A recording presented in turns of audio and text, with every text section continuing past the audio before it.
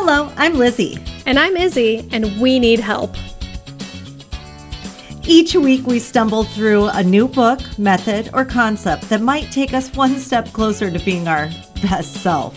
Yes, we make fun of ourselves. And others. But mostly just ourselves. So here is to seriously not taking self-help quite so seriously. Welcome to the Afterbirth.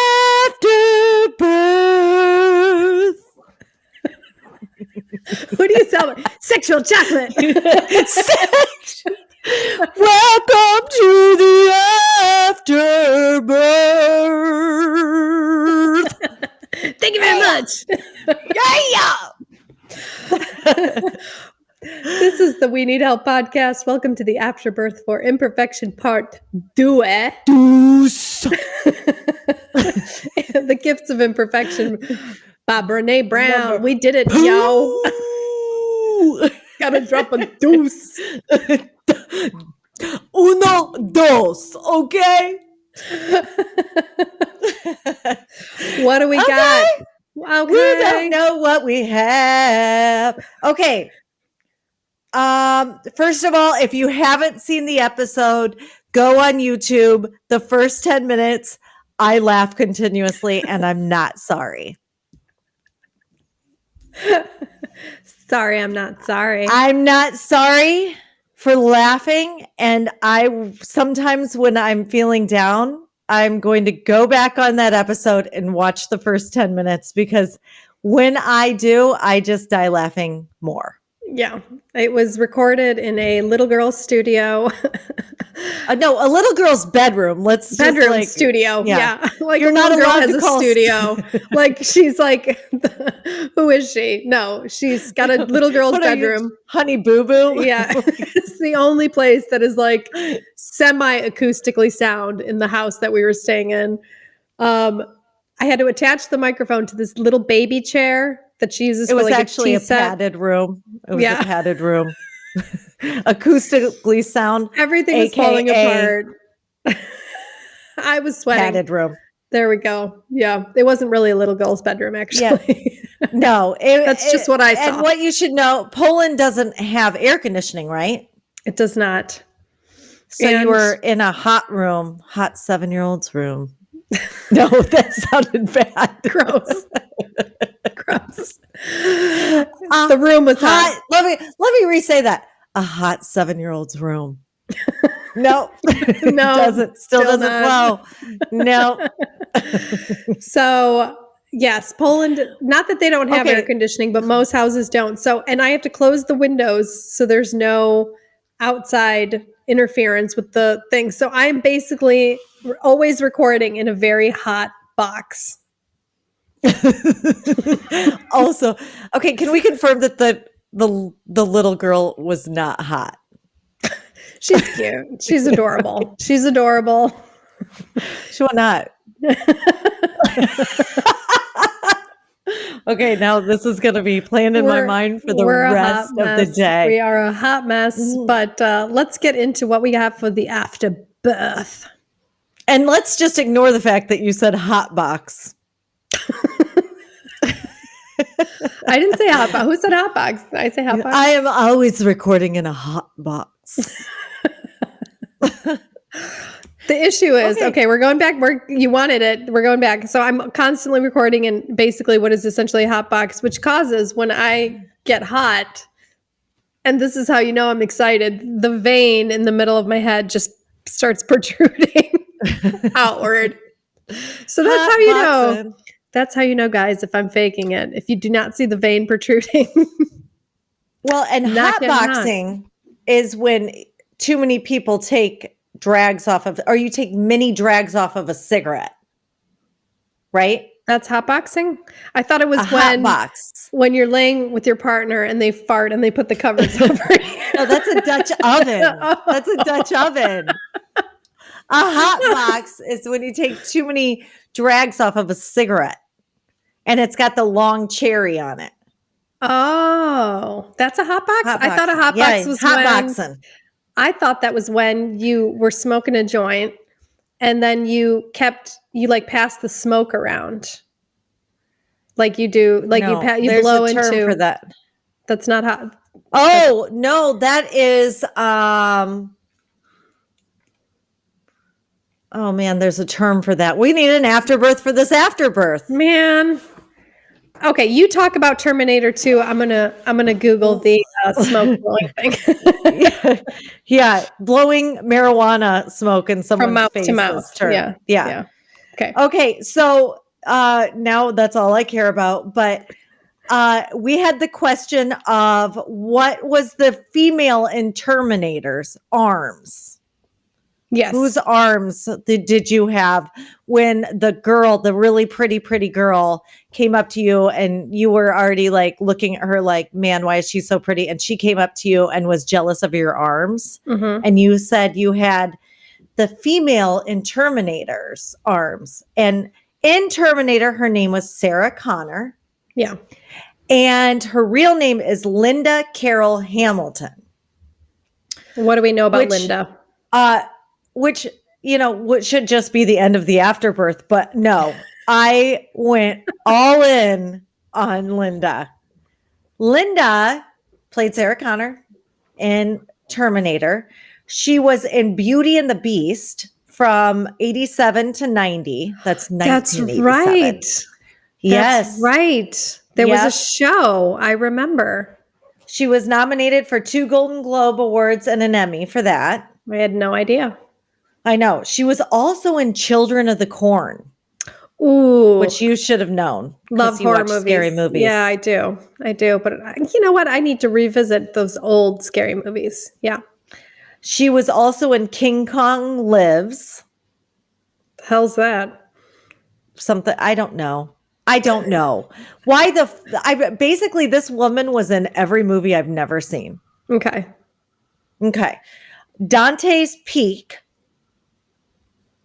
Anybody? Bueller. Cricket chirping. Cricket never chirping. heard of it. Okay. I just almost misread my thing and said Black Man Rising, but it's actually Black Moon Rising. I was like, oh. Mr. Destiny. Obviously, she was in Terminator 2. Lost Girl Defiance. Now listen to this. She had recently passed a identical twin named Leslie. So Linda and Leslie. Mm-hmm. And she played her body double in Terminator 2. Oh, so was it whose arms? I don't know, but it was just in Terminator 2, so I think it wasn't in Terminator 1. Okay. But I think they both have those arms. Who's she married to? That's what I want to know. Okay, this gets nuts. Okay, give it to me. Okay. She's been divorced twice. Mm-hmm. First husband left her when she was pregnant with her son, Dalton. Why did he leave? I wonder. I almost said something crazy rude, but I'm glad I didn't. Okay. That was like, I want to just note that I had a filter there. It never happens. Okay. She then moved in with James Cameron. That's right. That's right. I was trying to figure out Titanic. Yeah. Or director. I'm sorry. Yeah. Director of Titanic, and had a daughter, Josephine. Josie's on a vacation far away. Wait, is that the name? Josie? Far away. Okay. All right, look that up next. Okay. And then they married in 1997, divorced in 1999, and this is the fucking crazy shit. Tell me. Those 2 years were settled for a cool $50 million. Whoa. She got $50 million for 2 years of marriage. I'm trying to think of who I wouldn't be married to for $50 million for 2 years. That is awesome. Quite a severance package. Well done there. And honestly, It's Josie's on a vacation far away. And the song How- is Your Love by The Outfield. Oh, yeah. Okay. Good. I mean, how bad of a husband is James Cameron? Anyone? It's got to be bad for $50 million, no? Yeah. Yeah. Or maybe he's just that rich. Or maybe he's super nice because she's got depression and she's bipolar. So maybe he's like super nice and he just wanted her to be taken care of. Yeah. Maybe. We'll never know. I mean, we might know someday. What is she doing now? I don't know. I don't know. That's the sad part. Okay. Should I look it up again? Yeah, I didn't look it see up. The practice of one individual forcibly exhaling smoke into the mouth of another is called shotgunning. Yes. Which also you can shotgun a beer, which is to like poke a hole in the one end and then open it and it shoots it into your stupid hillbilly mouth. I've never shotgunned a beer. I'm wondering if I have. I think I might have tried one. Yeah. I've never, no, I'm more of a, when I drank, I was more of a, I liked vodka, like any vodka in any type of form, like shot form, martini form, any kind of form. I cannot drink vodka. Therefore, I make people who want to drink vodka feel bad. And by saying vodka's for homeless people. That's funny. Okay. As you look up what Linda Hamilton is doing now, is that her name? Linda Hamilton? Yeah. Okay. I'm going to cover the topic. What do people that don't use their creativity do? Like what happens to people when they don't use their creativity? And our plan initially was to find the most boring motherfucker who doesn't use, is like the least creative person and to ask them how they're creative. And I actually found one. I love you for that. And are we going to call him out right now or? He asked to remain anonymous. Oh, is this Maciek? No. He is. He's going to kill me for saying that. He's a credit analyst. But he says he does use his creativity not at work, but he uses it at home. He's got a fish tank. And he tries to come up with different, fish combinations and to decorate it and stuff like that. So he doesn't use it in his work. But he says before he discovered his fish tank, he was pretty frustrated. He just said he felt kind of depressed. He didn't have this. Yeah. His fish tank? I'm starting over. He's an analyst who didn't typically use his creativity until he got a fish tank. So, yeah. So he said before he got the fish tank, when he wasn't utilizing his creativity, he was depressed. He didn't feel like he had a true purpose. Okay. Is this my dad? Because my dad has a fish tank. It's not and that's your why dad. I said fish tank? Yeah. It's not. I wonder. Oh, yeah. Did you say hi for me? Is he mad because I haven't called? He's a little mad. Okay, so little things like fish tanks and stuff like that, because I don't really consider that creative, but I guess it is. Yeah. And then I did find one more person who kind of is self-professed that he doesn't really care. He says people analyze, he says it's an American thing. He's a Polish guy. He says it's an American thing. He goes, I just kind of get on with life. I have 3 children. I have to provide for those children.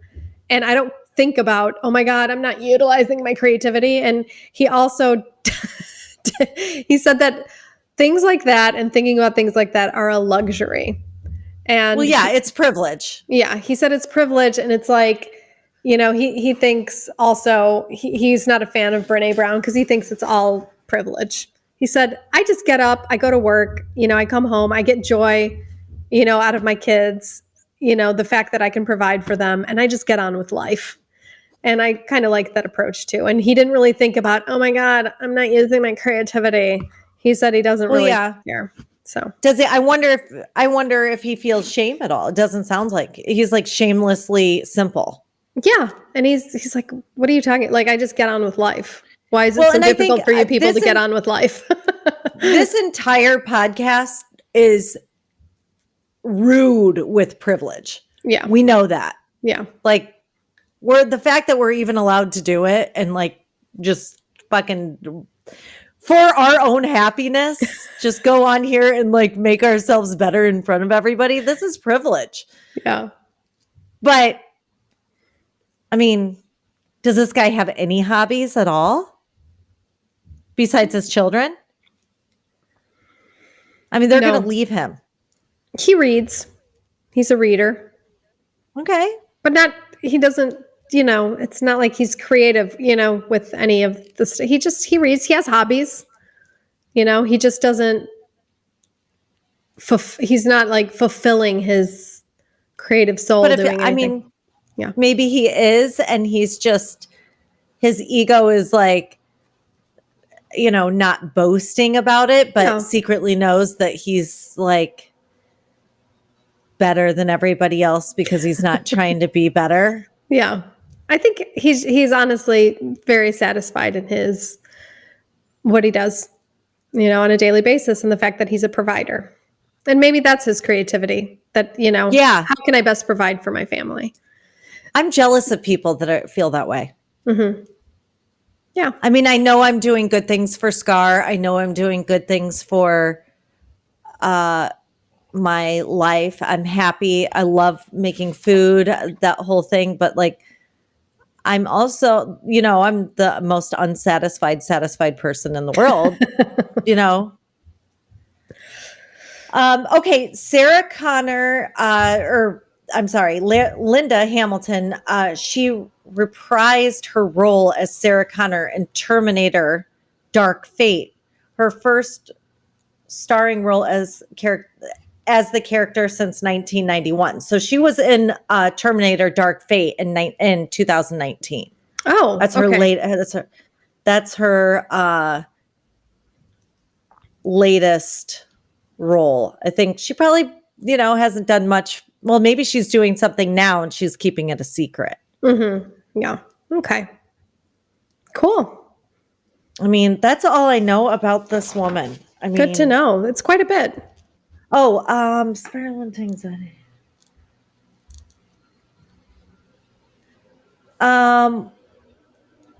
You actually asked in there to spiral in anxiety. Is it a wormhole? It's actually a rabbit hole. You go down a rabbit hole, which means to stumble into a bizarre and disorienting alternate reality or a confusing illogical situation, which I find myself often in. I thought a rabbit hole was like when you're down a rabbit hole. Because I listen to a lot of true crime podcasts and watch a lot of. So me going down the rabbit hole is like doing so much research about something and just, going down and down and deeper and deeper and deeper into the research to find out what the truth is. Like that for me is going down a rabbit hole. Yeah, you stumble into a bizarre and disorienting alternate reality in it. I used to love doing that. I love doing it now. Like sometimes I just get involved in stuff and that's like, it gets exciting. Like that's why I think a lot of people who are, worried that we never went on the moon. I think that's fun for them. That might be what are they called? Conspiracy theorists. Yeah.